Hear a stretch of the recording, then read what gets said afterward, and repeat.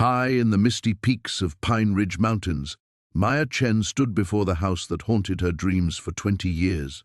The once beautiful Victorian, now sagged under decades of neglect, its windows like hollow eyes staring accusingly at the daughter who never came home. But Maya wasn't just any grieving daughter. She was Los Angeles's most sought-after restoration architect, the woman who transformed impossible ruins into million-dollar masterpieces. Her mother's final letter had been crystal clear. Renovate the house, Maya. Find what I hid. Trust no one in town.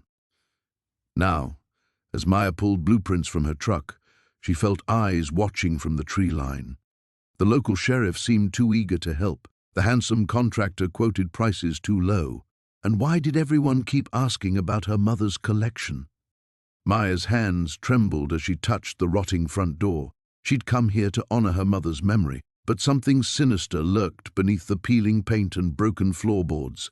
What had her mother discovered that made her a target? The brass doorknob turned with surprising ease, the mechanism still smooth despite the decay surrounding it. Maya stepped inside, her architect's eye automatically cataloging structural damage while her heart clenched at childhood memories flooding back. The grand staircase where she'd slid down banisters now tilted precariously, its carved newel posts split and weathered. Water stains bloomed across wallpaper she'd once traced with tiny fingers, creating abstract maps of neglect. Her phone buzzed. A text from her assistant back in LA. Hendrick's project needs final approval. When are you coming back? Soon, Maya had planned to say. A week, maybe 2 to assess the property and arrange for demolition. But standing in the skeletal remains of her childhood home, she understood why her mother's last words had been so insistent. This house was more than rotting timber and broken dreams. It was a puzzle demanding to be solved. She pulled out her tablet and began documenting. In the parlor, Victorian crown molding hung in dejected strips, but the bones of the room remained elegant. The kitchen, once her mother's pride with its farmhouse sink and hand-painted tiles, now hosted a family of raccoons who scattered at her approach. But something caught her eye. Scratch marks in the wooden floor, too deliberate to be from animals, too fresh to be decades old. Maya knelt, running her fingers along the gouges. They formed a rough arrow pointing toward the pantry. Inside the narrow space, shelves lined the walls, most bare except for dust and mouse droppings, but the back wall looked wrong somehow. She pressed against the panels, and one shifted slightly. Ms. Chen? Maya spun, heart hammering. A man filled the doorway, tall, broad-shouldered, with dark hair and kind eyes that didn't quite hide something calculating beneath. She recognized him from yesterday's meeting at the diner. "Jake Morrison," he said, removing his baseball cap. "We spoke about the construction estimate? Sorry to startle you." The door was open, and when I called out, "Of course." Maya forced her pulse to slow. "I was just getting familiar with the space." Jake's gaze swept the kitchen, lingering on the pantry behind her. "Amazing what time can do to a place. Your mother kept it beautiful for years, you know. Only the last 5 or 6 that she let it go." Something in his tone made Maya study his face more carefully. "You knew my mother well?" Pine Ridge is a small town. Everyone knew Eleanor Chen. He stepped closer, and Maya caught a whiff of sawdust and something else, something sharp and metallic. She was particular about her privacy near the end. Didn't like visitors. Why do you think that was? Jake shrugged, but his eyes remained alert. Old age, maybe. Some folks get suspicious when they're alone too long. He pulled out a tablet of his own. "Should we walk through those measurements?" "I'm thinking we start with the foundation work, then." A crash echoed from upstairs. Both Maya and Jake froze, staring at the ceiling. "Raccoons?" Maya whispered. "Maybe." But Jake's hand had moved to his tool belt, fingers wrapping around what looked like more than a hammer's handle. Another sound. Definitely footsteps, slow and deliberate across the floorboards above. Someone was in the house, someone who'd been waiting upstairs while Maya explored below. Jake motioned for silence, pointing toward the back door. Maya shook her head, pointing instead toward the front staircase. If someone was up there, she needed to know who and why. Her mother's letter echoed in her mind. Find what I hid. Whatever Eleanor Chen had hidden was important enough that people were still looking for it. Important enough to die for. Maya had spent her career breathing life back into abandoned structures, but she'd never imagined that restoring her childhood home might cost her life. As footsteps continued overhead, she realized her renovation project had become something far more dangerous than she'd ever intended. The drive up Mountain Ridge Road felt like traveling backward through time. Maya gripped the steering wheel of her rental car as it wound through increasingly narrow switchbacks, each turn revealing glimpses of the valley below where morning mist still clung to the pine trees. She hadn't been back to Cedar Falls in 15 years, not since the bitter argument that had sent her fleeing to architectural school in San Francisco. Her mother's voice echoed in her memory from their last phone conversation 3 months ago. The house is falling apart, Maya. Maybe it's time to sell. But Elena Chen had never sold anything in her life, clinging to possessions and grudges with equal tenacity. The funeral had been small, attended mostly by neighbors Maya barely remembered. Elena had lived as a recluse these past years. The gregarious woman who once hosted elaborate dinner parties reduced to someone who ordered groceries online and spoke to her daughter only on birthdays and holidays. Maya pulled into the gravel driveway and sat staring at the house that had once been her sanctuary. The Victorian cottage perched on the mountainside like a bird with broken wings, its wraparound porch sagging, paint peeling from the elaborate gingerbread trim. What struck her most was the silence. No wind chimes singing from the porch, no classical music drifting from the windows, no signs of the vibrant life that had once flourished here. She climbed the front steps, noting the loose boards that groaned under her weight. The key turned easily in the lock, as if the house were eager to receive her. Inside, dust motes danced in shafts of sunlight streaming through windows that hadn't been cleaned in months. The familiar scent of her mother's lavender sachets mixed with something else, mustiness, decay, the smell of a house that had been slowly dying. Maya moved through the rooms like a ghost revisiting her past. The kitchen where she'd learned to bake sourdough bread, the reading nook where she'd spent countless hours sketching house plans while her mother graded papers at the kitchen table. Everything was smaller than she remembered, shabbier, touched by an overwhelming sadness. In her mother's bedroom, clothes still hung in the closet, as if Elena might return at any moment. Maya ran her fingers along a silk scarf she remembered from childhood, fighting back tears. On the nightstand sat a photograph she'd never seen before, her mother as a young woman standing beside a man Maya didn't recognize. Her father had died when she was 3, she had no memories of him, but this man was different, younger, with kind eyes and his arm protectively around Elena's shoulders. Maya turned the photo over. In her mother's careful script, David and Me, 1985. 3 years before Maya was born, a chill ran down her spine. She'd never heard her mother mention anyone named David. Carrying the photograph, Maya explored the rest of the house with new eyes, looking for clues to the secrets her mother had apparently kept. In the basement, she discovered boxes she'd never seen before, labeled in handwriting that wasn't Elena's. Construction documents, Hillcrest Development, environmental reports, legal correspondence. Her mother had been a high school English teacher, not someone who dealt with construction projects. Maya opened the first box and found architectural blueprints for a massive development project, luxury homes, golf course, resort facilities.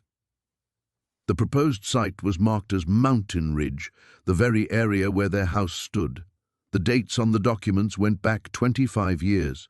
Her phone buzzed. Unknown number. Hello? Miss Chen? This is Tom Brennan from Brennan Real Estate. I heard you were back in town. I wanted to express my condolences and discuss your mother's property. I'm not ready to sell yet. I understand, but I have a client who's very interested. Cash offer, well above market value. We could close within the week. Maya frowned. How did you know I was here? Small town. Word travels fast. Why don't I stop by tomorrow? We could discuss the details. I said I'm not ready to sell. Think about it. That house isn't safe, Miss Chen. It needs major work, and mountain properties can be unpredictable. Something in his tone made her uneasy. What do you mean, unpredictable? Oh, landslides, foundation issues. These old places have a way of becoming dangerous when they're neglected. The line went dead. Maya stared at the phone, then at the blueprints spread across the basement floor. 25 years ago, someone had wanted to develop this entire mountainside. Her mother had kept these documents hidden away. A man named David had been in Elena's life before Maya was born. She climbed the basement stairs slowly, pieces of a puzzle beginning to form in her mind. Outside, a car engine rumbled to life somewhere down the road, though she hadn't heard it arrive. Maya walked to the living room window and peered through the dusty glass. The road appeared empty, but the feeling of being watched pressed against her like a physical weight. Whatever secrets this house contained, someone else knew about them. The morning light filtering through the grimy windows revealed the true extent of the house's decay. Maya stood in what had once been her mother's studio, surveying water-stained walls and warped floorboards that creaked ominously under her feet. The familiar scent of linseed oil and turpentine had long since faded, replaced by the musty odor of neglect. She pulled out her tablet and began documenting the damage, her architect S.I. cataloguing structural issues that would require immediate attention. The foundation showed signs of settling, and several load-bearing beams displayed concerning splits. As she photographed a particularly troubling crack in the east wall, her phone buzzed with an incoming call. Maya Chen speaking. "Miss Chen, this is Sheriff Tom Bradley. I understand you're back in Pine Ridge to settle your mother's affairs." Maya paused, stylus hovering over her screen. "Yes, that's right. Is there something I can help you with, Sheriff?" "Well, I wanted to personally express my condolences. Eleanor's well respected in our community. I also thought you should know we had a report of someone prowling around your property last night." The blood drained from Maya's face. "What kind of prowling?" "Mrs. Henderson next door called around midnight. Said she saw flashlight beams moving through your windows. When my deputy arrived to check it out, everything appeared secure. No signs of forced entry." Maya's grip tightened on the phone. She remembered hearing those footsteps, the unmistakable sensation of being watched. "I was here last night, Sheriff. I heard someone walking around the house." A pause stretched across the line. "You were inside the house? Miss Chen, I have to ask, did you notice anything missing, disturbed?" "I haven't had time for a thorough inventory yet. The place is exactly as my mother left it, which is to say quite cluttered." Maya moved toward the window, scanning the tree line that pressed close to the house. "Should I be concerned about my safety?" "Pine Ridge is generally very safe, but I'd recommend keeping your doors locked and maybe staying at the Mountain View Inn until you can get proper security installed. That old house sits pretty isolated." After ending the call, Maya felt the weight of solitude pressing down on her. The house suddenly seemed less like a nostalgic retreat and more like a fortress with too many vulnerable points of entry. She decided to start her renovation planning in the basement, where structural issues would be most apparent. The basement stairs groaned under her weight as she descended into musty darkness. Her flashlight beams swept across stone walls that wept moisture and revealed decades of accumulated storage. Cardboard boxes lined makeshift shelving, their labels written in her mother's familiar handwriting: Christmas decorations, 1998, Maya's school papers, studio supplies. As she moved deeper into the space, documenting foundation cracks and moisture damage, her light caught something unexpected. Behind a stack of paint cans, a section of the stone wall appeared different. Newer mortar, slightly mismatched stones. She moved closer, running her fingers along the suspicious area. The mortar crumbled slightly under pressure, and she could feel cool air moving through hairline cracks. This wasn't original construction. Someone had deliberately sealed off a section of the basement, and judging by the mortar's condition, it had been done relatively recently. Maya's pulse quickened as she cleared away the paint cans and debris. The sealed area was roughly 3 feet wide and extended from floor to ceiling. Why would someone wall off part of a basement? Storage, structural repair, or something else entirely? She was so absorbed in examining the wall that she almost missed the sound of footsteps on the floor above. Maya froze, listening intently. The old house settled constantly, but this was different. Deliberate, measured movement across the kitchen floor. Her phone showed no signal in the basement. Moving as quietly as possible, she started toward the stairs, but the footsteps stopped directly overhead. Someone was in her house, in broad daylight. Maya's mind raced through options.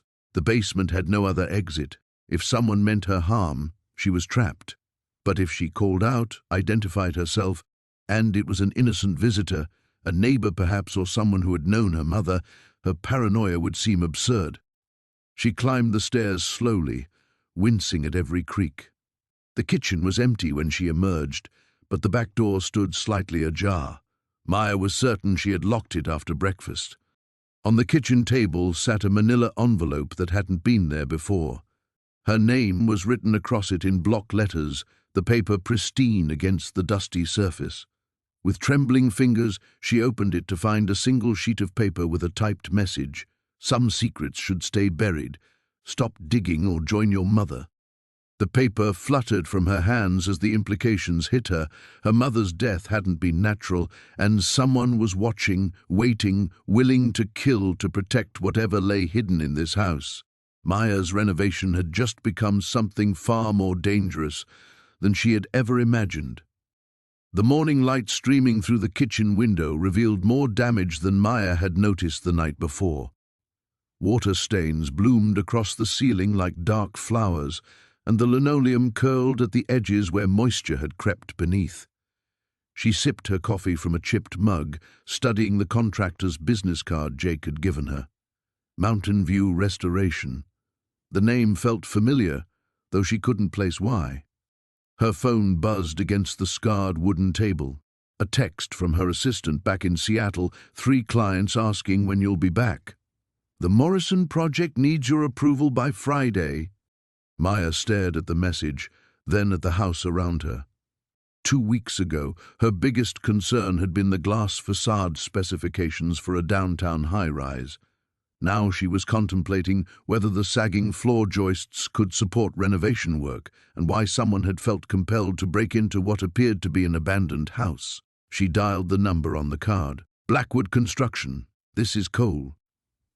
The voice was deep, professional.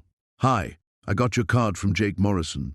I need someone to look at a house renovation, pretty extensive work. The Chen place up on Ridge Road? Maya paused, surprised. Yes. How did you know? Small town. Jake mentioned you might call. I can be there in an hour if that works. After hanging up, Maya wandered through the rooms, seeing them with fresh eyes. The house had good bones, solid stone foundation, thick timber framing that spoke of an era when builders planned for permanence. But someone had made modifications over the years, additions that didn't quite fit the original structure. In her mother's bedroom, she opened the closet door she'd avoided yesterday. Lin Chen's clothes still hung in neat rows, smelling faintly of jasmine and sadness. Maya ran her fingers along the familiar fabrics. The blue dress her mother wore to church, the cardigan she kept by her reading chair. At the back, behind winter coats, her hand brushed against something unexpected. A door. Maya pushed the clothes aside, revealing a narrow wooden panel built into the closet's rear wall. There was no handle, just a small keyhole near the bottom. She pressed against the wood, but it held firm. A hidden room. In a house full of mysteries, here was another. The sound of tires on gravel announced the contractor's arrival. Maya closed the closet and headed downstairs, noting how the third step from the bottom creaked with a particular musical note, the same sound that had announced her teenage returns past curfew.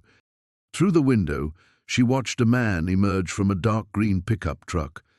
Tall, broad-shouldered, moving with the easy confidence of someone comfortable with physical work. When he turned toward the house, Maya felt her breath catch. Even 20 years later, Cole Blackwood was unmistakable. She opened the door before he could knock, and his expression shifted from professional courtesy to something more complex. Surprise, wariness, and underneath it all, a warmth that made her chest tight. Maya Chen. He said her name like he was testing how it felt after all these years. Hello, Cole. They stood looking at each other across the threshold, the weight of shared history settling between them. Cole's dark hair was shorter now, touched with grey at the temples, and lines creased the corners of his eyes. But his hands were the same, strong, capable hands that had once traced the curve of her face in the moonlight. "I didn't know you were back," he said finally. "My mother died 3 weeks ago." His expression softened. "I'm sorry. Lynn was a good woman." Maya stepped aside to let him in, acutely aware of how small the house felt with both of them in it.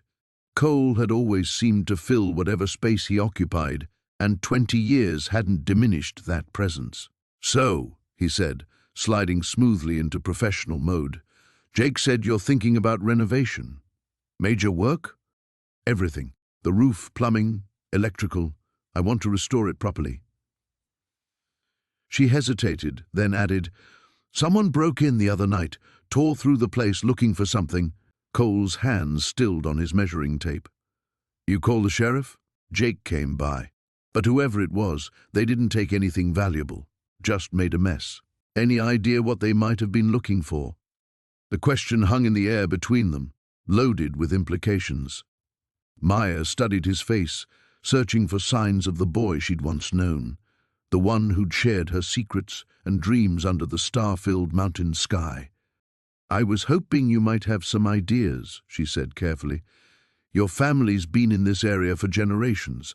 You know the local history." Something flickered in Cole's eyes, recognition, perhaps, or warning. "History's got a way of staying buried in these mountains, Maya. Sometimes that's for the best." The words carried an undercurrent that made her skin prickle. Outside, clouds gathered over the peaks, promising another storm. The morning sun filtered through the dusty windows as Maya stood in what had once been her mother's study, holding the leather journal she'd discovered behind the loose floorboard. Her hands trembled as she opened it, revealing pages of her mother's familiar handwriting interspersed with newspaper clippings, photographs, and what appeared to be official documents. The first entry was dated 15 years ago. "They think I don't know, but I've seen the trucks at night, the way the ground shimmers near the old mine entrance. David says I'm imagining things, but a mother knows when her town is sick." Maya's breath caught. David Reeves had been the town's mayor for over 2 decades, a family friend who'd helped arrange her mother's funeral. She flipped through more pages, finding sketches of the mountainside with areas circled and marked with question marks. Her mother had been investigating something, documenting it with the precision of someone who knew the danger she was courting. A photograph slipped from between the pages, a group of men in hard hats standing near mining equipment. She recognized a younger David Reeves, but the others were strangers.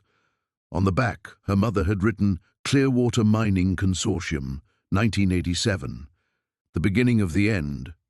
The sound of gravel crunching in the driveway made Maya freeze. Through the window, she watched a black SUV pull up beside her rental car. 2 men in dark suits emerged, their movements deliberate and professional. These weren't locals making a social call. Maya quickly tucked the journal inside her jacket and moved away from the window. The doorbell rang once, followed by heavy knocking. She considered not answering, but her car in the driveway made that pointless. "Miss Chen?" The voice was polite but insistent. "We'd like to speak with you about your renovation plans." She opened the door, keeping the chain latch engaged. "I'm sorry, who are you?" The taller man smiled, but it didn't reach his eyes. "Robert Hayes, Clearwater Development. This is my associate, Mr. Torres. We understand you're planning extensive work on the property. I haven't applied for any permits yet." Maya studied their faces, noting how Torres kept glancing past her into the house. "Of course not. We're here with an offer, actually. Our company specializes in mountain properties, and we'd be interested in purchasing your home. Above market value. It's not for sale." Hayes's smile faltered slightly. Perhaps we could come in and discuss the details? I think you'd find our offer quite generous. Now isn't a good time." Maya began to close the door, but Hayes stepped forward, his foot blocking it. "Miss Chen, I think there might be some misunderstanding about what your mother left you. This property comes with certain complications. We're offering you a way to avoid those entirely." The threat in his voice was barely concealed. Maya's heart pounded, but she kept her voice steady. "I said it's not for sale. Please remove your foot from my door." For a moment, Hayes stared at her, his pleasant facade completely gone. Then he stepped back, reaching into his jacket to pull out a business card. "Keep our offer in mind. Mountain properties can be dangerous, especially for someone unfamiliar with the area. Accidents happen." After they left, Maya double-locked the door and pulled the curtains closed. Her hands shook as she retrieved the journal and continued reading. Page after page detailed her mother's growing suspicions about illegal dumping near the old mine shafts, chemical burns on local wildlife, children in town developing respiratory problems at alarming rates, and through it all, a conspiracy of silence enforced by those in power. One entry made her blood run cold. Maya called today. "She wants to visit for Christmas, but I told her I was traveling. I can't risk her safety. They're watching the house now. If something happens to me, I pray she'll be smart enough to stay away." But Maya hadn't stayed away, and now she understood why her mother had become increasingly distant in recent years. Every declined invitation, every shortened phone call, it had all been to protect her. The journal's final entries were frantic, documenting attempts to contact environmental agencies and journalists. Her mother had been close to exposing everything when she died. The official cause was a heart attack, but Maya now wondered if it had been natural at all. A loose page fell from the back of the journal, a hand-drawn map of the property with an X marked near the old root cellar. Beneath it, her mother had written, "The proof is buried where we used to hide our treasures. M will remember." Maya did remember.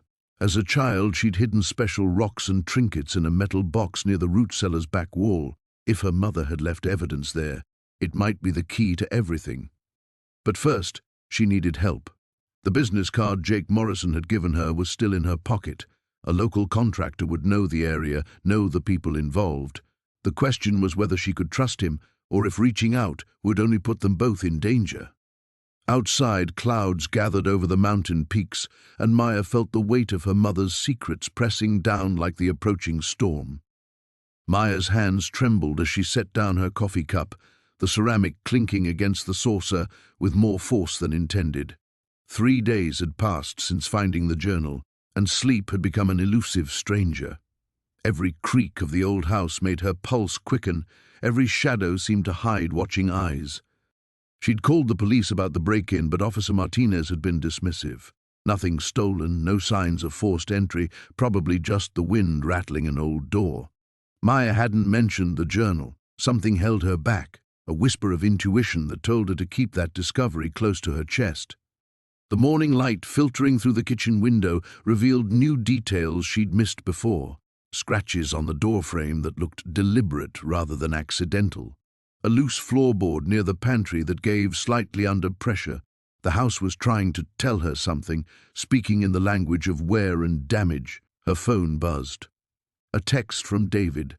"How's the renovation going? Haven't heard from you in days." She stared at the message, unsure how to respond. How could she explain that her childhood home had transformed from a simple renovation project into something far more sinister? That every page of her mother's journal revealed another layer of deception? Instead, she typed back, making progress. "Talk soon." The lie came easily, but it left a bitter taste in her mouth. David represented her life in Chicago, clean, predictable, safe. This mountain house with its secrets felt like stepping into someone else's nightmare. Maya forced herself to focus on the renovation. Work had always been her anchor, the thing that made sense when everything else felt chaotic. She pulled out her laptop and opened the architectural plans she'd been developing, but the familiar comfort of design didn't come. Instead, her mother's words from the journal kept intruding, The foundation holds more than just the house. What had that meant? She found herself walking toward the basement door, the one she'd been avoiding since her arrival. The wood was darker than the rest of the house, stained with age and something else she didn't want to identify. The brass handle was cold against her palm as she turned it. The stairs descended into shadow, and Maya fumbled for the light switch. A bare bulb flickered to life, casting harsh shadows that danced on stone walls. The basement was older than the rest of the house, its foundation carved directly into the mountain rock. She descended slowly, each step echoing in the confined space. The air was thick with moisture and the earthy smell of stone. At the bottom, she found herself in a room larger than she'd expected, with several smaller chambers branching off from the main area. It was in the third chamber that she found it. The wall looked wrong somehow. The stones fitted differently than the others. Maya approached slowly, running her hands over the rough surface. Her fingers found the edges where mortar had been recently applied. Within the last 20 years, she estimated, someone had walled up part of this chamber. Her breath came in short gasps as she examined the work more closely. It was professional, done by someone who knew masonry, but it was definitely newer than the rest of the foundation. The journal entry echoed in her mind, "Some secrets are better buried." Had her mother known about this? Had she been part of whatever was hidden here? Maya heard footsteps above her. She froze, listening. The steps were deliberate, measured, moving through her kitchen. Someone was in the house. Her phone was upstairs on the counter. The basement had no other exit. Maya looked around frantically for anything she could use as a weapon, but found only old tools and cobwebs. The footsteps stopped directly above her. Maya held her breath, pressed against the cold stone wall. Minutes passed like hours. Then she heard her name being called, the voice echoing down the basement stairs. "Maya, are you down there?" Relief flooded through her as she recognized the voice. "Coming up," she called back, her voice shakier than she'd intended. She climbed the stairs quickly, emerging to find Jake standing in her kitchen, looking concerned. He was holding a brown paper bag and wearing a flannel shirt that brought out the green in his eyes. I knocked, but no one answered. The door was unlocked and I got worried. Maya realized she was covered in dust and cobwebs, probably looking like she'd seen a ghost, which, in a way, she had. "I was exploring the basement," she said, brushing dirt from her hands. Trying to assess the foundation, Jake's expression shifted, something unreadable passing across his features. "Find anything interesting?" The question seemed casual, but Maya caught an undertone that made her pause. She studied his face, looking for clues about what he might know about this house and its secrets. "Just old stones and dust," she said carefully. "Nothing exciting." But as she watched Jake's shoulders relax slightly, Maya realized she'd just told her second lie of the day. The morning light filtering through the dusty windows revealed what Maya had missed in the darkness. The hidden room wasn't just a storage space, it was a study, frozen in time. A heavy oak desk dominated the center, its surface covered with yellowed papers and architectural drawings that made her breath catch. She recognized her father's handwriting immediately, even after all these years. The familiar loops and angles of his careful script brought back memories of him hunched over blueprints at the kitchen table, red pencil in hand. But these weren't the commercial projects she remembered. These were residential designs, all for houses in Pinehaven. Maya spread the drawings across the desk, her trained eye quickly identifying the locations. The Morrison place on Elm Street, the old Hartley mansion, the Henderson cottage by the lake, all houses that had been built or renovated in the years before her father's death, all bearing his signature. But something was wrong with the plans. She pulled out her phone's flashlight for a better look, squinting at the technical specifications. The foundation measurements were off, not by much, just a few inches here and there, but enough to catch her architect's eye. Her father had been meticulous. He never made errors like this. Unless they weren't errors. A loose floorboard creaked behind her, and Maya spun around, heart hammering. But the doorway remained empty, just shadows dancing in the morning light. She was letting her imagination run wild. Still, she gathered the most important drawings and stuffed them into her jacket. The sound of a car engine outside made her freeze. Through the grimy window, she watched a familiar pickup truck pull into her driveway. Jack, relief flooded through her until she remembered their conversation yesterday, the way his expression had shuttered when she'd mentioned the foundation work. She quickly closed the hidden panel and hurried downstairs, smoothing her hair and trying to look like she'd been having a normal morning instead of discovering secret rooms filled with her dead father's mysterious work. "You're up early," Jack said when she opened the front door. He held 2 coffee cups and a paper bag that smelled like heaven. Couldn't sleep. She accepted the coffee gratefully. The house makes strange noises at night. Old places do that. His eyes searched her face. "You look tired. Maybe you should consider staying at the inn until we get more of the structural work done." There it was again, that subtle pressure to leave. Maya sipped her coffee and studied him over the rim. In the morning light, she could see the worry lines around his eyes, the tension in his shoulders. Whatever was happening here, Jack knew more than he was letting on. "I'm fine here," she said. "Actually, I wanted to ask you about something. I found some of my father's old work yesterday. Did you know him well?" Jack's hand tightened imperceptibly on his coffee cup. "Not really. I was just a kid when he died." "Why?" "Some of his architectural plans seem unusual. I was wondering if anyone else might remember details about his projects." "Maya." Jack set down his coffee and stepped closer. "Maybe it's better to let sleeping dogs lie. Your father's work was a long time ago." "What aren't you telling me?" The question came out sharper than she'd intended. "Yesterday, you were all enthusiasm about the renovation. Now you're suggesting I leave town. What changed?" Jack was quiet for a long moment, staring out at the mountains. When he finally spoke, his voice was careful, measured. "There are people in this town with long memories. Some of them aren't too happy about you digging around up here. People like who? Like Thomas Hartley, for one. He's got a lot of influence in Pine Haven, and he's been asking questions about what you're planning to do with the house." Maya remembered the name from the architectural plans, the Hartley Mansion. "Why would he care about my renovations?" "Because he cares about this town's reputation." "And your father?" Jack paused, choosing his words carefully. "Let's just say there were rumors about some of his later projects. Corners cut, materials that didn't meet code. Nothing was ever proven, but in a small town, rumors stick." The coffee turned bitter in her mouth. Her father had been passionate about quality construction, obsessive about following building codes to the letter. The idea that he would cut corners was impossible, unless someone had forced him to. "I should get to work," Jack said, the moment of honesty apparently over. "The foundation crew will be here this afternoon. Are you sure you want to stay during the dig?" Maya nodded, not trusting her voice.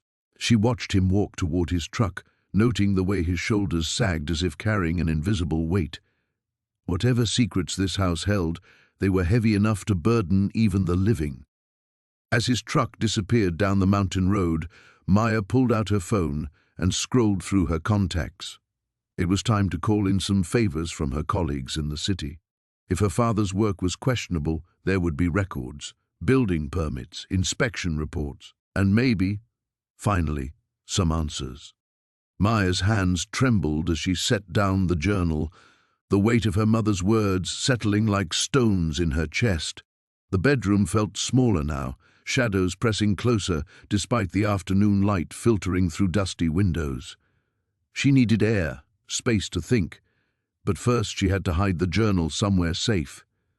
The floorboard beneath the window seat creaked differently than the others. Maya knelt and worked her fingers along the edges until one board lifted, revealing a narrow gap. She slipped the journal inside, her mother's secrets disappearing into the darkness between the joists.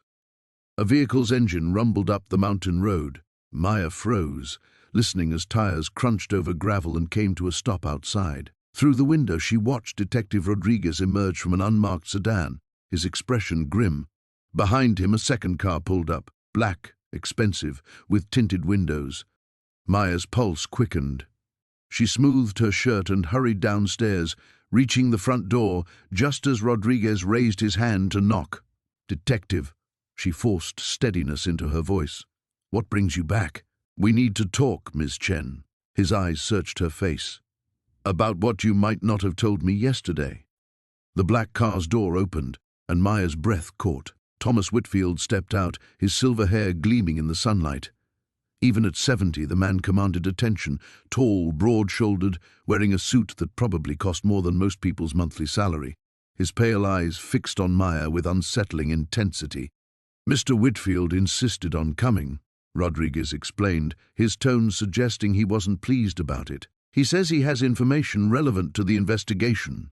Whitfield approached with measured steps, his gaze never leaving Maya. "Miss Chen, you have your mother's eyes."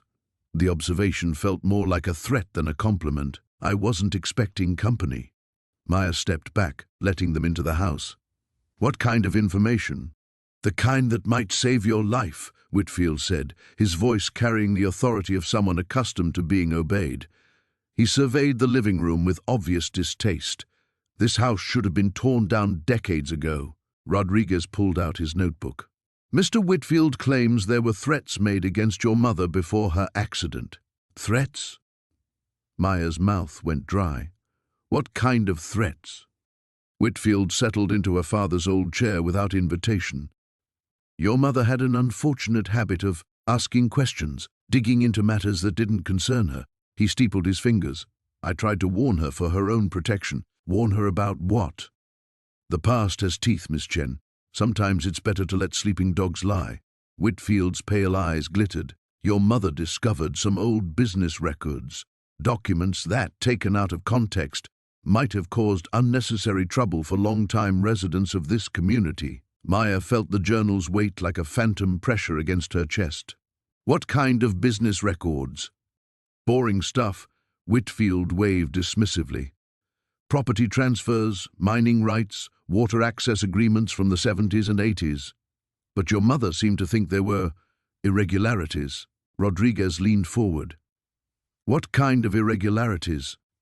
"The kind that might suggest certain land acquisitions weren't entirely above board." Whitfield's smile didn't reach his eyes. "Of course, statutes of limitations have long since expired, no legal consequences possible, but reputation, well," he shrugged. "People can be quite unreasonable about these things." Maya's mind raced. Her mother's journal had mentioned land deals, documents hidden in the house. "Did she show you these records?" "She claimed to have them. Made some rather wild accusations." Whitfield stood, straightening his jacket. "I told her that pursuing the matter would be dangerous, that certain people wouldn't appreciate having old wounds reopened." "Are you saying someone killed her to keep her quiet?" Rodriguez's voice sharpened. "I'm saying your mother's accident might not have been as accidental as everyone assumed." Whitfield moved to the window, looking out at the forest, and that her daughter might want to avoid making the same mistakes. A chill ran down Maya's spine. "Is that a threat, Mr. Whitfield?" "It's advice. Good advice." He turned back to her. "Whatever documents your mother thought she found, whatever wild theories she'd constructed, let them go. Sell this place.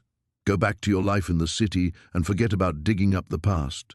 "And if I don't?" Whitfield's expression hardened. "Then you might find yourself facing the same kind of accident that befell your mother." Rodriguez stepped forward. "Mr. Whitfield, I'm going to have to ask you to—" "Relax, detective. I'm simply explaining the situation." Whitfield headed for the door. "Miss Chen understands, don't you? Some secrets are worth killing for." After they left, Maya stood in the empty living room, her heart hammering. Whitfield's words echoed in her mind. Some secrets are worth killing for. Her mother had found something important enough to die for. Maya climbed the stairs to retrieve the journal. Whatever her mother had discovered about those land deals, whatever proof she'd hidden in this house, Maya was going to find it, even if it killed her. The storm hit just after midnight, rattling the old windows with a fury Maya had never experienced in the city. She jolted awake to the sound of something crashing outside, her heart hammering as rain lashed against the glass. The power had gone out, leaving her in complete darkness except for the occasional flash of lightning that illuminated the room in stark, ghostly white. She fumbled for her phone on the nightstand, using its flashlight to navigate downstairs. The beam revealed chaos in the kitchen. The back door hung open, banging against the wall with each gust of wind. Maya's blood chilled. She distinctly remembered locking that door before bed. As she approached to secure it, the light caught something that made her freeze. Muddy footprints tracked across the kitchen floor, too large to be hers, leading from the door toward the hallway. Someone had been inside. Maya's hands trembled as she closed and bolted the door, her mind racing. The prints were fresh, the mud still wet. Whoever had been here might still be in the house. She pressed her back against the door, listening for any sound over the howling wind, but heard nothing except her own ragged breathing. She had to check the house, had to know if she was alone. Moving as quietly as possible, she followed the muddy trail down the hallway. It led to the basement door, which stood slightly ajar. Maya stared at it, remembering how she'd found the hidden compartment just days ago.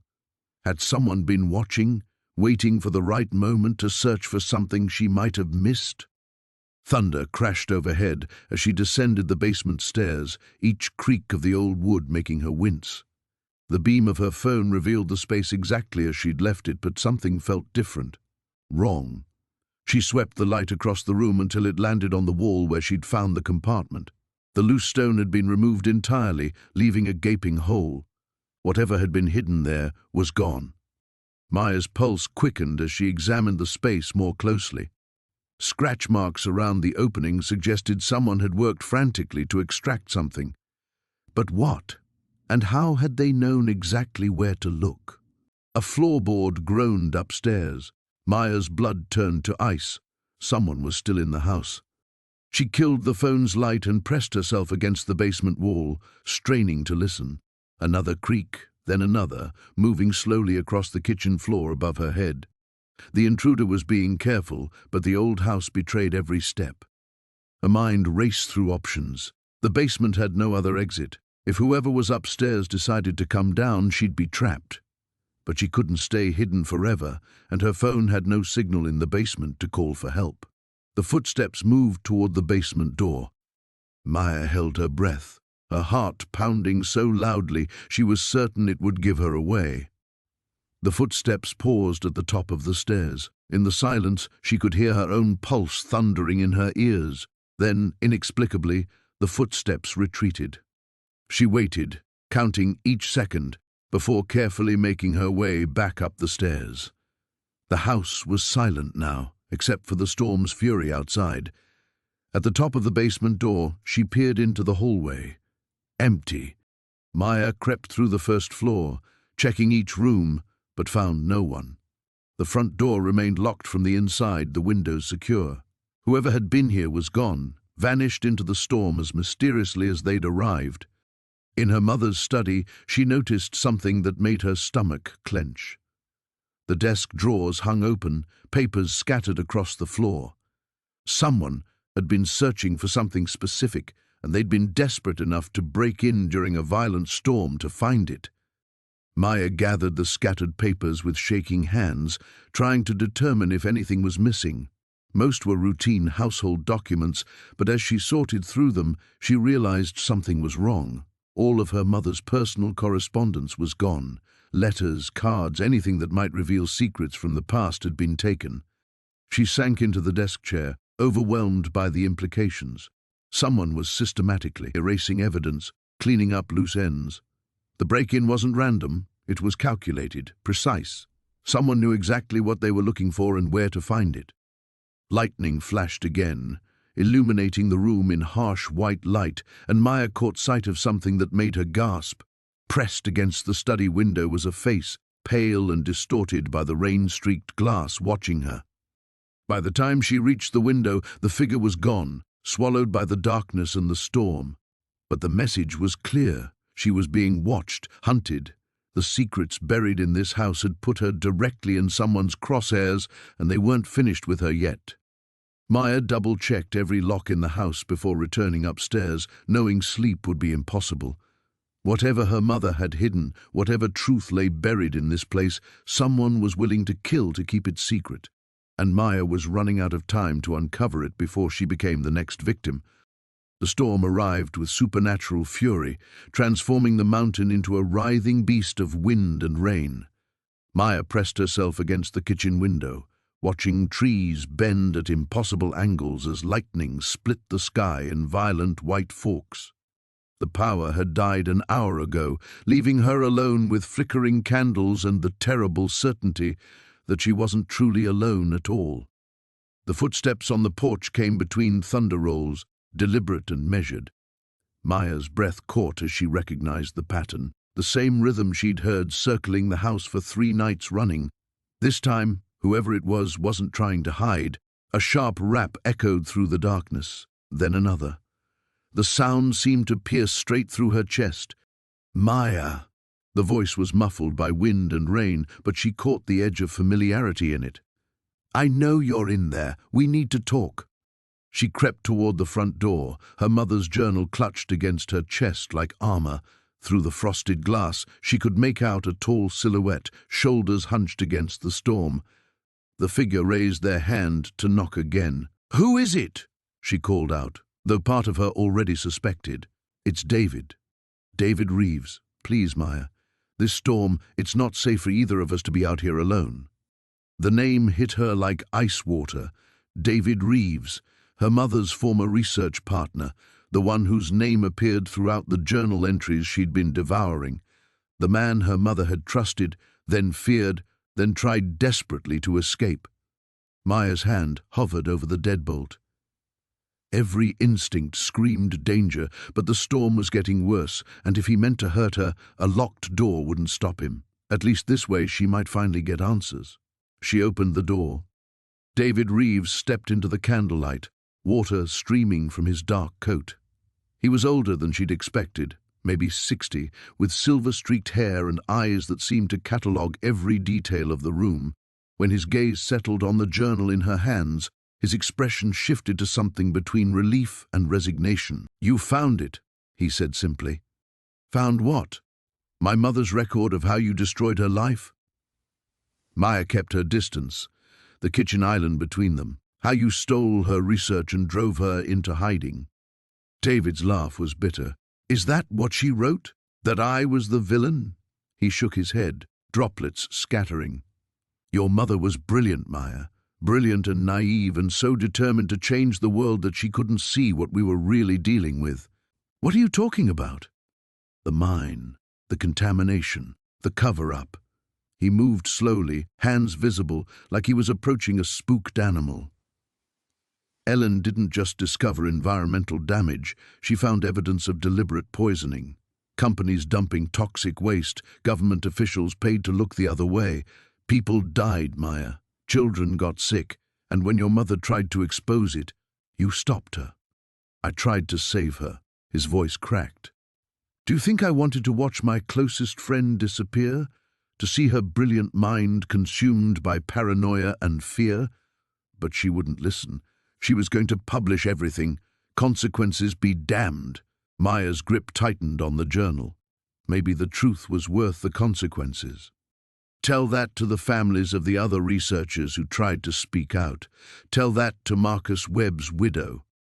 David's eyes were haunted. They found him at the bottom of Cascade Falls, called it suicide, but Marcus was terrified of heights, wouldn't even climb a stepladder. The candle flames wavered in a sudden draft, throwing dancing shadows across the walls. Maya felt the weight of revelation settling over her like a shroud. You're saying someone killed him? To keep him quiet? I'm saying your mother was right to run, and I was right to help her disappear. David pulled out a chair, moving like a man carrying the world's weight. But now she's gone, and you're here. And they know you're asking questions. They? The same people who've been cleaning up loose ends for 30 years. The same ones who've been watching this house, waiting to see what Ellen might have left behind. His gaze fixed on hers. The same ones who hired Jake Morrison to keep tabs on you. The words hit Maya like a physical blow. Jake? No, that's impossible. He's been helping me. Has he? Or has he been steering you away from certain areas of the house, certain lines of inquiry? David's voice was gentle but relentless. Think, Maya. Who suggested you focus on structural repairs instead of the basement? Who's been so conveniently available every time you've made a discovery? Maya's mind raced back through their interactions. Jake's easy charm, his knowledge of the house's layout, the way he'd deflected her questions about local history. The sick certainty growing in her stomach felt worse than any physical pain. Lightning crashed overhead, and in its brief illumination, Maya saw movement outside the kitchen window. A figure darting between the trees, heading for the back of the house. David saw it too. His face went pale. We need to leave, now. The basement felt different now, charged with an energy that made Maya's skin crawl. She descended the wooden steps with deliberate care, each creak echoing in the confined space like a warning. The contractor's light she'd borrowed cast harsh shadows across the stone walls, revealing details she'd missed during her hurried escape the night before. Behind her, Detective Rodriguez moved with practiced quiet, his presence both reassuring and unsettling. She'd called him at dawn, her voice still shaky from the attack, and he'd arrived within the hour with a forensics team and questions she couldn't answer. "Show me exactly where you found it," he said, his voice low but carrying clearly in the confined space. Maya guided the light beam across the far wall where loose stones had given way to reveal the hidden cavity. The opening gaped like a wound, dark and accusatory. Her hands trembled as she approached, muscle memory of terror still fresh. There. She pointed to the space behind the displaced stones. The photograph was wedged in deep. I had to reach. "Don't touch anything else," Rodriguez interrupted, pulling on latex gloves. He produced his own flashlight, the beam more powerful than Maya's borrowed light. "Step back." Maya watched him work, methodically examining the cavity and the surrounding stonework. His movements were efficient, professional, but she caught the tension in his shoulders when he leaned closer to peer into the hidden space. "These stones were moved recently," he murmured, more to himself than to her. "See the fresh scraping? Someone's been here before you." The implication sent ice through Maya's veins. While she'd been sleeping upstairs, someone had been down here, searching. The same someone who'd attacked her when she'd gotten too close to whatever they were hiding. "Detective." The voice came from upstairs, one of the forensics team. "You need to see this." Rodriguez straightened, his jaw tight. "Stay close to me," he told Maya. "Don't wander off." They climbed back to the main floor where a technician waited by the front door, holding an evidence bag. Inside, Maya could make out what looked like fabric, dark blue, torn. "Found it caught on a splinter by the kitchen window," the technician reported. "Fresh tear, probably from last night. And there are clear footprints in the mud outside, size 11 boot, heading toward the tree line." Maya's throat constricted. Size 11. That could be almost any man, including Sam, whose boots she'd seen by his door, including half the men in town who might have reason to keep her mother's secrets buried. "We'll run DNA on the fabric," Rodriguez said, sealing the bag. "In the meantime, you can't stay here alone." "I'm not leaving." The words came out harder than Maya intended. "This is my mother's house. My house. I won't be driven away by some coward who attacks women in the dark." Rodriguez studied her face, and she saw reluctant admiration there alongside concern. "Then we do this smart. I'm posting an officer outside tonight, and I want you to check in every few hours." Before Maya could respond, gravel crunched in the driveway. Through the window, she saw Sam's truck pulling up, and her stomach clenched with conflicting emotions. Relief at seeing his familiar figure stepping out, but also a cold whisper of suspicion she hated herself for feeling. Sam's eyes went immediately to the police cars, then to Maya's face, reading the distress there with an accuracy that made her chest tighten. "What happened? Are you hurt?" "Someone broke in last night," Rodriguez answered before Maya could speak. "Attacked her in the basement. You wouldn't happen to know anything about that, would you?" The question hung in the air like an accusation. Sam's expression shifted from concern to something harder, more guarded. I was home all evening, alone, unfortunately, so I can't prove it.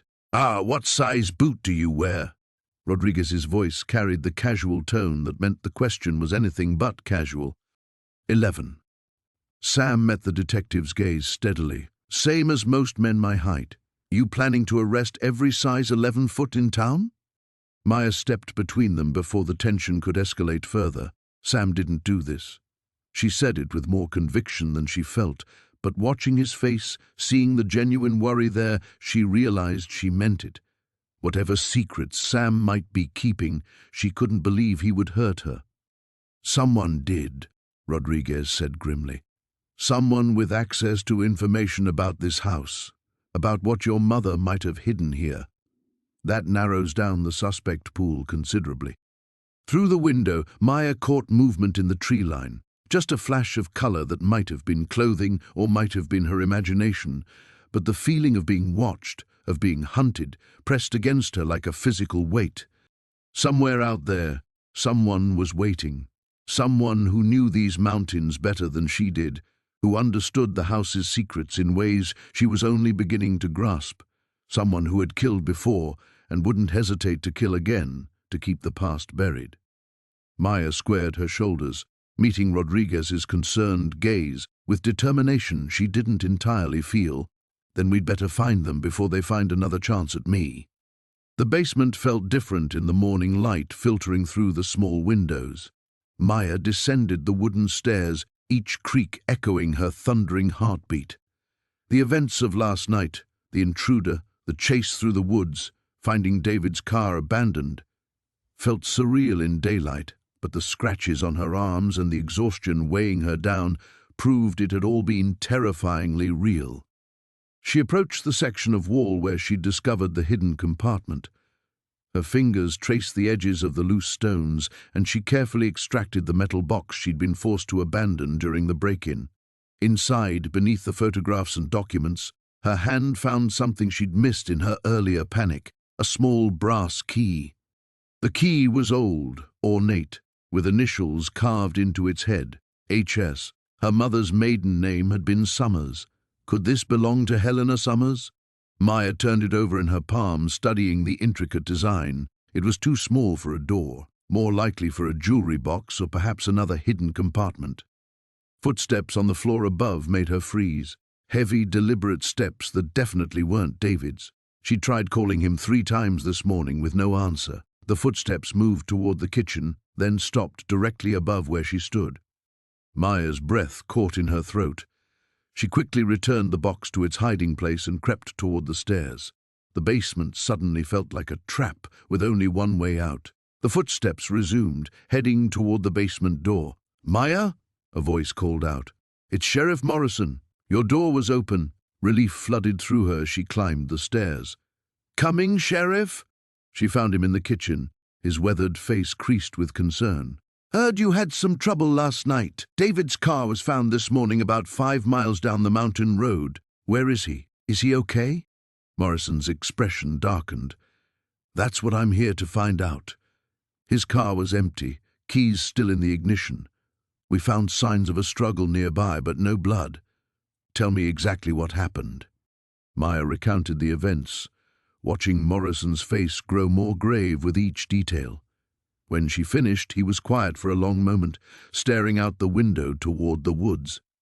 "Maya, I need you to listen to me carefully. Whatever you've stumbled onto here, it's bigger than old family secrets. David's not the first person to disappear in connection with this house. Your mother tried to tell me something before she died, but she was too sick, too medicated. I should have pressed harder. What do you think she was trying to tell you? She kept mentioning someone named Helena, said she was still here. We assumed it was the fever talking, but now," he turned back to Maya, "have you found anything that might explain what she meant?" Maya hesitated, then pulled the brass key from her pocket. "I found this hidden in the basement.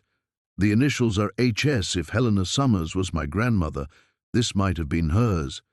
Morrison examined the key. "This looks like it goes to an old safety deposit box. The first mountain bank used keys like this back in the 70s and 80s. The bank's still operating? Sure is. But Maya, if we're going to check this out, I want you to understand the risk. Someone killed to protect these secrets once, and they've clearly decided you're getting too close to the truth. Before Maya could respond, her phone buzzed with a text from an unknown number.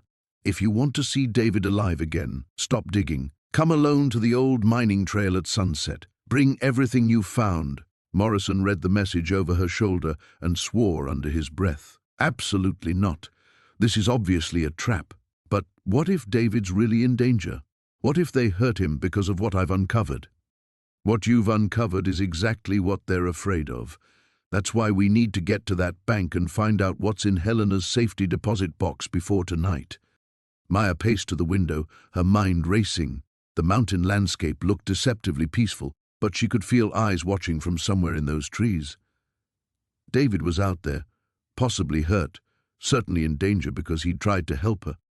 If Helena was hiding something important enough to kill for, it might be in that safety deposit box, she said finally.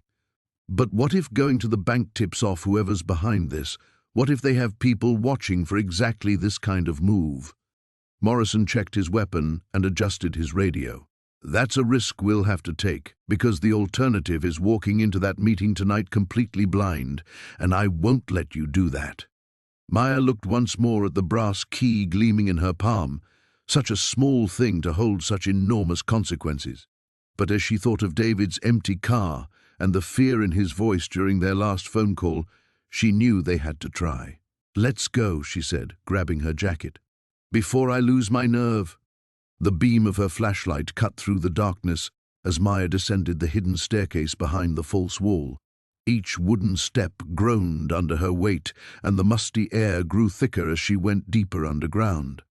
Her heart hammered against her ribs, but she forced herself to keep moving. The answers she'd been searching for were down here. She could feel it.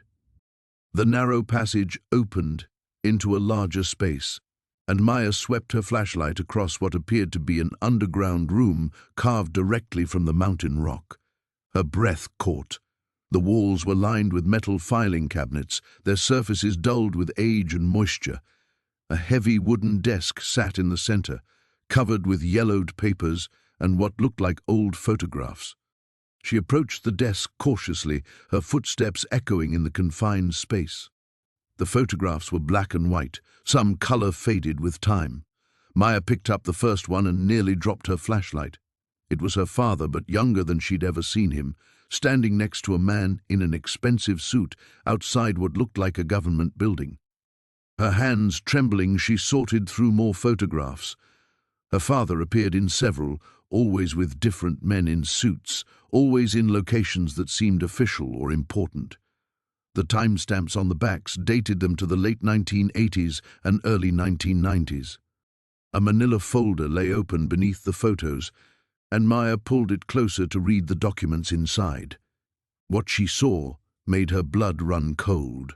Bank account numbers, transfer records, and what appeared to be coded communications. Her father's name appeared throughout, but so did others. Names she recognized from old news reports about political corruption scandals that had rocked the state decades ago. "My God," she whispered, her voice swallowed by the underground chamber. Her father hadn't just been an architect. He'd been involved in something much darker, something that involved moving large sums of money and keeping detailed records of communications with powerful people. She opened one of the filing cabinets, and folders spilled out, each one meticulously labeled with dates and what appeared to be code names. Maya pulled out a folder marked Phoenix and found blueprints, not for houses but for government buildings, banks and facilities she didn't recognize. Her father's architectural skills had been used for something far beyond residential design. A sound from above made her freeze, footsteps on the main floor, moving slowly and deliberately. Someone was in the house. Maya quickly stuffed several of the most important-looking documents into her jacket and closed the filing cabinet as quietly as possible. She needed to get out of here, but the hidden staircase was the only way up, and whoever was above would hear her climbing. The footsteps moved closer to the area above the secret room. Maya switched off her flashlight and pressed herself against the stone wall, her breathing shallow and controlled. In the absolute darkness, every sound seemed amplified. She could hear someone moving furniture, searching. Then she heard a voice, muffled but familiar. "I know you're here, Maya. You should have left well enough alone." It was Sheriff Morrison, the man she'd trusted, the man who'd promised to help her find the truth. But something in his tone told her everything she needed to know. He wasn't here to help. "Your father was smarter than I gave him credit for," Morrison called out, his voice carrying through the house. "Kept insurance policies on everyone involved. But he made one mistake. He told your mother about this place before he died." Maya's chest tightened. Her mother had known about the underground room, had known about her father's secrets. That's why she'd been so insistent about Maya staying away from the house, about selling it quickly and moving on. "She never told you, did she?" Morrison's voice was closer now. "Spent 20 years keeping his secrets, protecting you from the truth. But then she got sick, got scared that someone else might find this place after she was gone." The pieces clicked into place. Her mother's mysterious phone calls in the weeks before her death, the urgency about selling the house, the cryptic warnings about letting the past stay buried. She hadn't been talking about family memories. She'd been talking about evidence that could destroy powerful people. Maya heard Morrison's footsteps directly overhead now, moving around the area where the hidden entrance was located. She had to assume he knew about the secret room. If he'd been involved in whatever her father had been part of, he would have known about the hiding place all along. She felt along the walls in the darkness, hoping for another way out, but found only solid stone.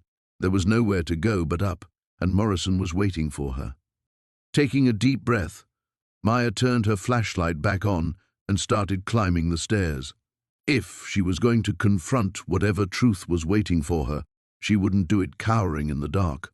The documents in her jacket pressed against her chest like a shield, proof of secrets that someone had already killed to protect. At the top of the stairs, she could see light filtering through the crack around the hidden door. Morrison was definitely in the room, and he was definitely waiting for her.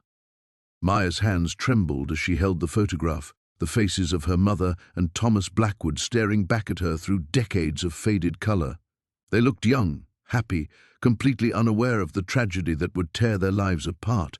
Behind them, she could make out the familiar silhouette of the old mining office where she'd found the hidden room. "Your mother never stopped loving him," Eleanor whispered, her voice barely audible over the storm raging outside. "Even after everything that happened, even after she married your father, Thomas was always in her heart." The pieces clicked together with devastating clarity. The secret room, the hidden documents, her mother's mysterious behavior in those final months. It all centered around Thomas Blackwood and whatever they discovered together 30 years ago. "What did they find?" Maya asked, though part of her already suspected the answer. Eleanor's weathered hands clasped together, knuckles white with tension. Evidence, proof that the mining company had been covering up safety violations for years. The accident that killed those 12 men wasn't an accident at all. It was negligence, maybe even worse. Thomas and your mother had been investigating together, gathering documents, preparing to expose everything. A flash of lightning illuminated the room, throwing stark shadows across the walls. Maya thought of the financial records she'd found, the correspondence between company officials that seemed to dance around some terrible truth. "But Thomas died before they could go public," Maya said. That's what everyone believed. Eleanor stood slowly, moving to the window where rain lashed against the glass. "But your mother never accepted it. She said Thomas was too careful, too experienced to have an accident like that. She believed he was murdered." The word hung in the air like a physical presence. Maya felt the temperature in the room drop, or maybe it was just the chill spreading through her bones. Murdered by the same people who killed those miners through their greed and negligence. By the people who had millions of dollars to lose if the truth came out. Eleanor turned back to face her. Your mother spent years trying to prove it, but she was just one person against a powerful corporation. Eventually, she gave up, or at least we all thought she had. Maya thought about the recent activity in the hidden room, the feeling that someone had been there before her. But she didn't give up, did she? She came back to finish what they'd started. Those final months before she died, she was different, secretive. She made several trips up here, always alone, always evasive about why. I think she'd found something new, something that proved her theories. The attack in the mine shaft suddenly made perfect sense. Someone knew Maya was getting close to the truth, close to whatever her mother had discovered. The same people who had killed Thomas and covered it up for 3 decades were still out there, still protecting their secrets. Who else knew about this? Maya asked urgently. Who else knew what my mother was investigating? Eleanor's expression darkened. That's what terrifies me. It had to be someone local, someone who's been watching and waiting all these years, someone who knew your mother had come back to finish the investigation. Maya's phone buzzed with a text message. Her blood ran cold as she read Jake's words, found something big in the mine records. Meet me at the old office. This changes everything. Oh God, she breathed, showing Eleanor the message. Jake's at the mining office. If someone's been watching, if they know we're getting close to the truth. Eleanor grabbed her arm. You can't go out there alone, not in this storm, and not with a killer on the loose. But Maya was already reaching for her jacket. I can't let him face this alone. He doesn't know what he's walking into. Then we call the police. And tell them what? That we think someone was murdered 30 years ago based on some old documents and my mother's suspicions? By the time they take us seriously, Jake could be dead. The storm seemed to intensify as Maya prepared to leave, as if nature itself was trying to keep her from this confrontation. But she thought of her mother's courage, her determination to seek justice even when it seemed impossible. She thought of Thomas Blackwood, whose death had been written off as an accident when it was really murder. Most of all, she thought of Jake, alone in that isolated building with someone who had already killed to protect their secrets. If I'm not back in 2 hours, Maya told Eleanor, call everyone. Police, FBI, anyone who will listen. Tell them everything we discussed. As she stepped into the howling wind and driving rain, Maya felt the weight of 3 decades of buried truth pressing down on her shoulders. Tonight, one way or another, the secrets that had been killing people for 30 years would finally see the light. The question was whether she would survive to tell the story. The foundation hole yawned before them like an open grave, its earthen walls glistening with moisture in the flashlight beams. Maya's hands trembled as she stared into the darkness, knowing that whatever lay at the bottom would change everything. We should call the police, she whispered. But even as she said it, she knew they couldn't wait. Not with Thomas still out there, desperate and dangerous. David squeezed her shoulder. After we see what's down there, we need to know what we're dealing with. The makeshift ladder they'd constructed from old boards creaked ominously as David tested it. Maya watched him disappear into the shadows, his flashlight beam dancing across the walls. The silence stretched until his voice echoed up from below. Maya, you need to see this. Her descent felt endless, each rung taking her deeper into a past she'd never imagined. The bottom was larger than expected, carved out deliberately rather than naturally formed. David's light illuminated wooden crates stacked against one wall, their surfaces rotted and splitting. Look at this, he said, prying open the nearest box. The contents spilled across the dirt floor like scattered bones. Documents wrapped in oiled cloth, photographs and stacks of cash, so old the bills had begun to crumble. Maya picked up one of the photographs, her breath catching as she recognized the faces staring back at her. Her mother, barely 20, stood beside a man Maya had never seen before. But it was the third figure that made her blood run cold. Thomas, decades younger but unmistakable, his arm draped possessively around her mother's shoulders. They knew each other, she breathed. All this time, he's been lying. David lifted a bundle of documents, carefully unwrapping the cloth. Bank statements, property deeds and contracts spread between them, all bearing signatures she recognized. Her mother's maiden name appeared again and again, linked to accounts and properties Maya had never heard of. "Your mother wasn't just keeping secrets," David said quietly. "She was hiding money. A lot of it." The pieces clicked together with sickening clarity. The mysterious renovation funds, Thomas's desperate attempts to buy the house, his intimate knowledge of every room and corner. He hadn't been her mother's friend. He'd been her partner in something much darker. A sound from above made them both freeze. Footsteps, slow and deliberate, circled the foundation hole. Maya's heart hammered as she recognized the heavy tread. "I know you're down there," Thomas called, his voice carrying an edge of madness. 30 years I've waited for this moment. 30 years of watching, waiting for someone to find what Eleanor buried." Maya pressed against the earthen wall, feeling the dampness seep through her clothes. David moved protectively in front of her, but they were trapped with nowhere to run. "She promised me," Thomas continued, his shadow blocking out the moonlight above. "Said we'd split everything once the heat died down. But she got scared, wanted out, said she was going to confess, return the money." "What money?" Maya called up, surprised by the steadiness of her own voice. Thomas's laugh was bitter. "Your precious mother never told you about the development deal, did she? The one where she took bribes to approve that shopping center, the one that killed 3 people when the foundation collapsed because of substandard materials." The words hit Maya like physical blows. Her mother, the woman she'd idolized, had been corrupt. The house, the comfortable life they'd shared, all of it built on blood money. "She tried to bury it all," Thomas continued. "Literally. Thought if she hid the evidence she could pretend it never happened. But I needed that money, Maya. Still do." David's hand found hers in the darkness, his fingers intertwining with hers. "We'll figure this out," he whispered, "together." Above them, Thomas was moving again, and Maya heard the unmistakable sound of something heavy being dragged across the ground. Horror flooded through her as she realized what he was doing. "He's going to bury us alive," she gasped.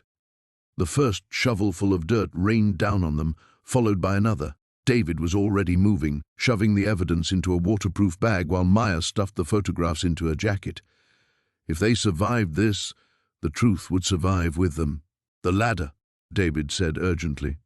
They climbed together, Maya's hands slipping on the rough wood as more dirt cascaded around them. The opening above grew smaller with each passing second, Thomas working with the frenzy of a man who had nothing left to lose. Maya burst from the hole just as Thomas raised the shovel above his head. In the moonlight, his face was twisted with decades of rage and desperation. This was no longer about money, it was about revenge, about punishing her for her mother's sins. "Your mother destroyed my life," he snarled, bringing the shovel down. Maya rolled sideways, feeling the metal blade whistle past her ear. David emerged from the hole behind her, tackling Thomas around the waist. The 2 men tumbled across the torn earth, fighting for control of the weapon that would determine who lived to tell the truth. Maya pressed her back against the cold stone wall of the tunnel, her heart hammering as footsteps echoed from somewhere above. The beam of her flashlight cut through the darkness, illuminating the cramped space that had become both her salvation and potential tomb. Beside her, Detective Rodriguez checked his weapon, his face grim in the pale light. "How many ways out of here?" he whispered. "I don't know," Maya admitted, studying the rough-hewn walls that seemed to close in around them. "I only found this entrance yesterday." The footsteps overhead grew louder, accompanied by muffled voices. Maya strained to listen, recognizing Thomas Blackwood's commanding tone even through the floor above. Her former mentor's betrayal still felt like a physical wound, the man who had guided her career revealed as the architect of her mother's death. "We need to keep moving," Rodriguez said, gesturing deeper into the tunnel. "Find another way out." Maya nodded, leading the way through the narrow passage. The beam of her flashlight danced across carved symbols on the walls, the same markings she'd found in her mother's journal. Her mother had discovered this network of tunnels decades ago, uncovering a smuggling operation that Blackwood had been running through the mountain properties. The very land deals that had made him rich were built on criminal enterprise, and her mother had died trying to expose it. The tunnel curved sharply to the right, opening into a larger chamber. Maya's breath caught as her light revealed stacks of wooden crates lining the walls, some bearing fresh shipping labels. The operation was still active, even after all these years. "Drug running," Rodriguez muttered, examining the nearest crate.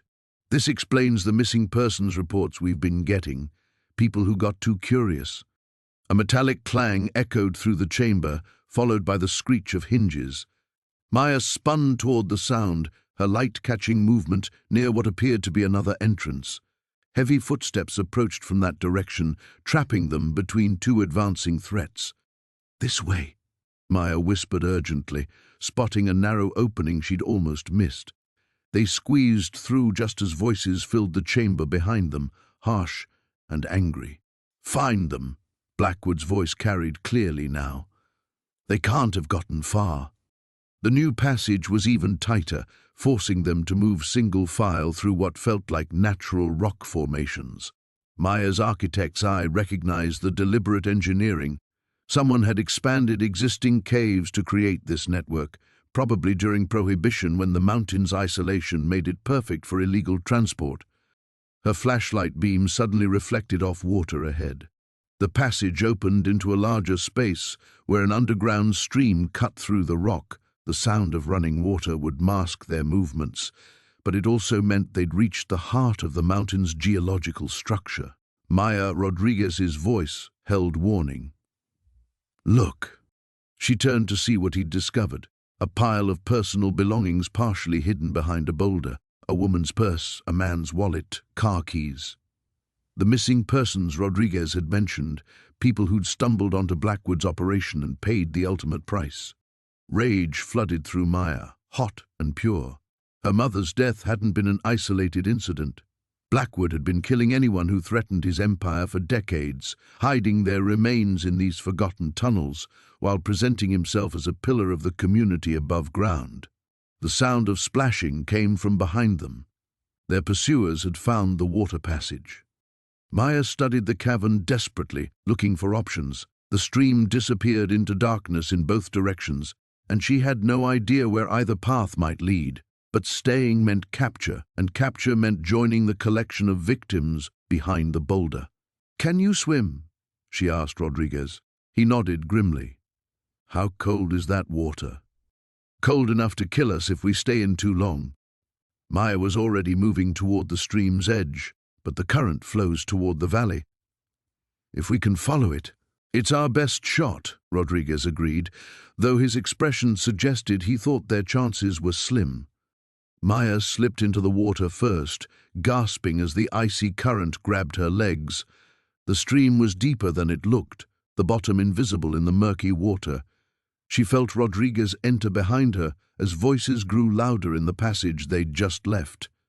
The current was stronger than expected, immediately pulling them downstream into a tunnel barely wide enough for the water itself.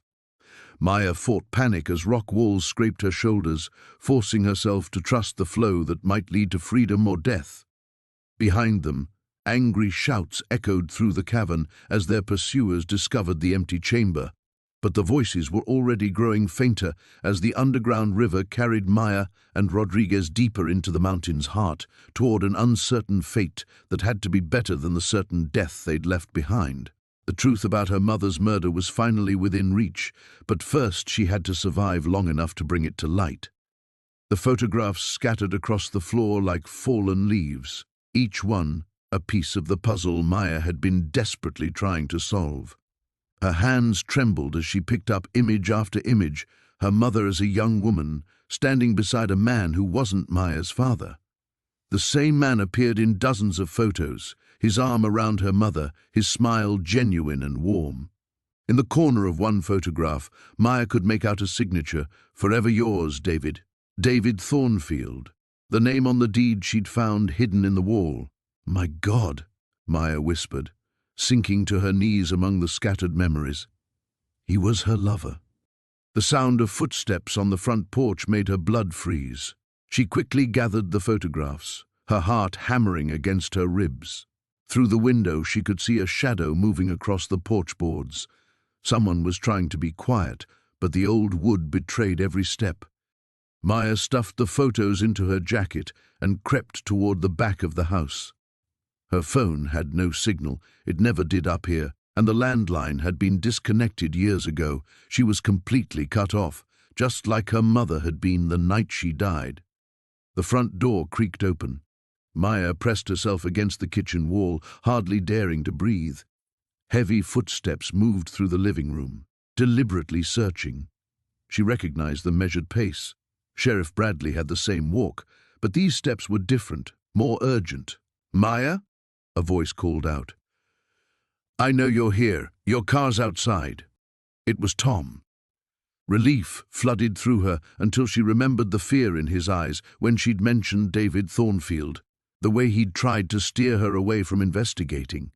How convenient it was that he'd appeared in her life just as she'd started renovating. "We need to talk," Tom continued, his voice moving closer to the kitchen. "I know what you found." Maya spotted the back door and calculated the distance. If she could make it outside, she could lose herself in the forest. She knew these woods better than anyone. They'd been her playground as a child. She took a careful step toward the door. The floorboard groaned. "Maya, please, I'm not going to hurt you. I'm trying to protect you, like you protected my mother." The words came out before she could stop them. Silence fell over the house. Then Tom appeared in the kitchen doorway, his hands raised in a peaceful gesture. His face was haggard, aged by whatever secrets he'd been carrying. "Your mother was my aunt," he said quietly. "David Thornfield was my father." Maya stared at him, the photographs burning against her chest where she'd hidden them. "Your father?" "He owned this land before your mother inherited it. They fell in love when she was barely 18. But he was married, had a family in town. When his wife found out about the affair, she threatened to destroy your mother's reputation, run her out of the valley, so he abandoned her." Tom's jaw tightened. He tried to do the right thing, signed the land over to your mother, gave her enough money to start fresh somewhere else. But she wouldn't leave. This place meant everything to her. Maya's mind raced, pieces clicking together. The night she died, someone was here. His wife, Margaret. She'd been drinking, came up here to confront your mother one last time. They fought, and... Tom's voice broke. "It was an accident. Your mother fell down the stairs." Margaret panicked and left her there. Margaret Thornfield, the mayor's mother. Tom nodded grimly. "She confessed to me on her deathbed last year, made me promise to keep the secret, to protect the family name. But then you came back, started renovating, asking questions. You've been watching me. I've been trying to keep you safe. When Mayor Thornfield learned you were here, that you might uncover the truth, he decided you were a threat. Just like your mother." A chill ran down Maya's spine. "He's the one who's been trying to scare me away. More than that. He's planning to make it look like an accident, just like before. The whole family's built on lies, Maya. They'll do anything to protect their legacy." The sound of car engines rumbled up the mountain road. Through the window, Maya could see headlights cutting through the dusk. Tom grabbed her arm. "We have to go. Now." "I'm not running anymore," Maya said, pulling away. She drew out the photographs, spreading them across the kitchen table. "This is evidence. This proves what really happened. Evidence won't matter if you're dead." The engines were getting closer. Maya counted at least 2 vehicles, maybe 3, too many for a friendly visit. Tom was already moving toward the back door. "There's a trail behind the house that leads down to the old mining road. My truck's parked there." Maya looked at the photographs one last time, her mother's young, hopeful face smiling back at her. She gathered them up, her resolve hardening. "Let's finish this," she said. The morning sun cast long shadows across the mountain meadow as Maya stood beside Detective Torres, watching the forensics team carefully excavate the area behind what had once been her childhood home. The house itself was gone now, reduced to a pile of ash and twisted metal after last night's fire, but the secrets it had harbored for 30 years were finally seeing daylight. "We've found them," Torres said quietly, his voice carrying a mixture of relief and sorrow. 3 sets of remains, just like Marcus indicated. Maya nodded, her throat tight with emotion. Even knowing the truth didn't make this moment easier. Somewhere beneath the earth lay the bodies of 3 women who had disappeared decades ago, their families never knowing what had happened to them. Her father had been their killer, and her mother had helped cover it up, terrified of what he might do to Maya if she ever spoke out. The evidence Marcus provided should be enough to close the cold cases, Torres continued. Bank records showing payments to your mother, photographs, even audio recordings. He kept everything as insurance. Marcus Webb sat in the back of a patrol car 50 yards away, his expensive suit rumpled and his face vacant. The powerful businessman who had orchestrated so much death and deception looked smaller somehow, diminished by the weight of his exposed crimes. He'd tried to run when the house caught fire, but Jake had tackled him before he could reach his car. Speaking of Jake, Maya felt his presence behind her before she heard his footsteps. He'd been remarkably calm through the entire ordeal, staying close but giving her space to process everything. Now he moved to stand beside her, his shoulder brushing hers in quiet support. "How are you holding up?" he asked. "I keep thinking I should feel different," Maya admitted. "Knowing what my father did, what my mother knew, I should be angry or devastated or something. But mostly I just feel tired." "You've been carrying pieces of this your whole life without even knowing it," Jake said. "The nightmares, the fear of this place. Maybe part of you always sensed something was wrong." Maya thought about that. The recurring dreams that had plagued her since childhood, the way she'd fled to the city and never looked back, the instinctive dread she'd felt upon returning. Perhaps her subconscious had been trying to protect her from truths she wasn't ready to face. Dr. Sarah Chen approached them, having driven up from the city as soon as Maya called. Despite everything Maya had discovered about her mother's silence, seeing her aunt still brought comfort. Sarah had genuinely not known about the murders, though she'd suspected Maya's father of abuse. "I wish I had pushed harder back then," Sarah said, her eyes red-rimmed. "I knew something was wrong in that house, but I never imagined." "You couldn't have known," Maya assured her. "And you were the reason I got out. If you hadn't encouraged me to pursue architecture, to build a life away from here, I might never have had the strength to uncover any of this." The sound of car doors slamming drew their attention to the road, where news vans were beginning to gather. Word was already spreading about the arrest of Marcus Webb and the discovery of the burial site. Soon this quiet mountain meadow would be overrun with reporters and curiosity seekers. "We should go," Torres said. "I'll need formal statements from both of you, but that can wait until later today." As they walked toward Jake's truck, Maya took one last look at the place that had shaped so much of her life. The house was gone, the secrets revealed, the dead finally given voice. But something else remained, something good she'd almost forgotten in all the horror. "I used to have a tree house," she said suddenly, "right over there, in that big oak. My mother built it for me the summer I turned 8. I'd forgotten about it until now." Jake followed her gaze to the massive tree, its branches thick and strong despite its age. "What made you remember?" "She was trying to give me somewhere safe to go," Maya realized. Even then, even when she was too frightened to leave him herself, she was thinking about me. They found the remnants of the treehouse 20 feet up, weathered boards still clinging to the trunk like the skeleton of childhood dreams. It wasn't much to look at now, but Maya could remember the day her mother had hammered in the last nail. How proud they'd both been of their secret hideaway. "I'm going to rebuild it," Maya said, surprising herself with the decision. "Not the house, that's over, but the treehouse. Something good should grow here again." Jake smiled, the first real smile she'd seen from him since this nightmare began. "I know a pretty good contractor if you need one." As they drove away from the mountain, Maya felt something she hadn't experienced in years: peace. The past was finally buried, the truth revealed, and for the first time in her life she was truly free to build whatever future she chose.